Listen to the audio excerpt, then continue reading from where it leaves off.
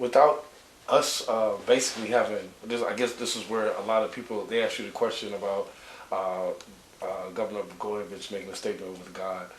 Without us having that connection as well with God, and us having a connection with our elders in the community, I think that's where this rage has come from.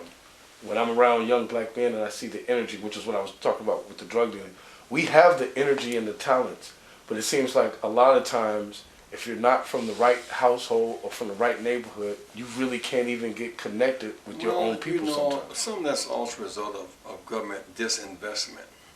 Because coming out of World War II, they put from something called a GI Bill. And so basic vets came home and they were able to get government loans and to build houses and get vet loans to go to college. Now, those who can get a house and go to college create one kind of a household.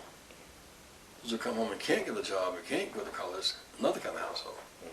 So some of this stuff is government neglect on a very massive level. That's what Dr. King said. One reason he was against the Vietnam War was that they shifted resources from the war on poverty to the war in Vietnam.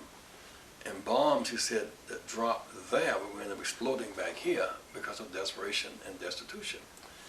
So today, we must fight for a plan to reinvest in America, to reinvest in our youth. Those who are abandoned youth must have the priority on jobs and job training and contracts.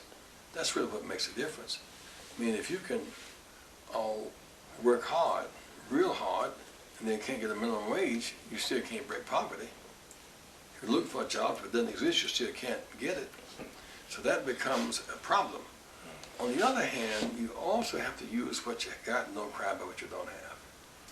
There's no reason for a school to be across the street if you don't attend that school. There's no reason to see a book and want to read it. There's no reason to, in this age, to not become computer literate.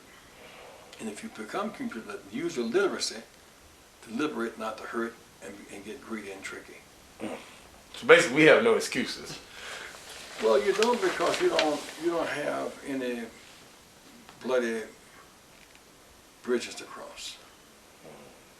I think how much easier it is to be against the Iraq war than it was to be against the Vietnam War. Everybody's against the Iraq war, we're losing the war.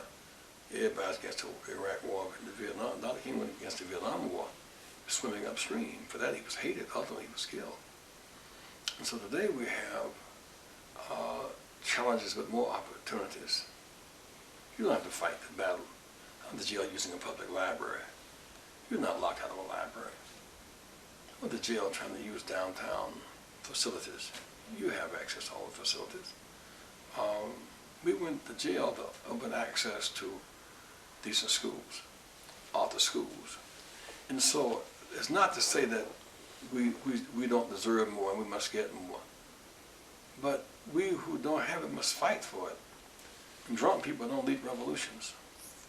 You've got to be sober, sane, sensitive, and determined to make progress.